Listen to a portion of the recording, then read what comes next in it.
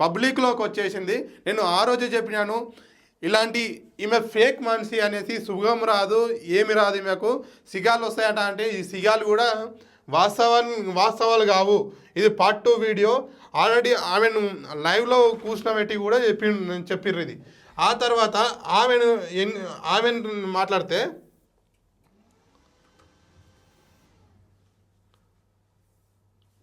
ఆ తర్వాత చూపిస్తాను ఫ్రెండ్స్ అందరికి. నేను కాళ్ళు కడుక్కొని వస్తా, ఈ తల్లిని ఇక్కడ పెట్టు. ఈ తల్లిని సామాన్య వాళ్ళు బయటికి తీయని ఒక మాట పొరపాటు జారింది అనుకో, పొరపాటున జారిన అంటలేదు కదా, పొరపాటున జారిన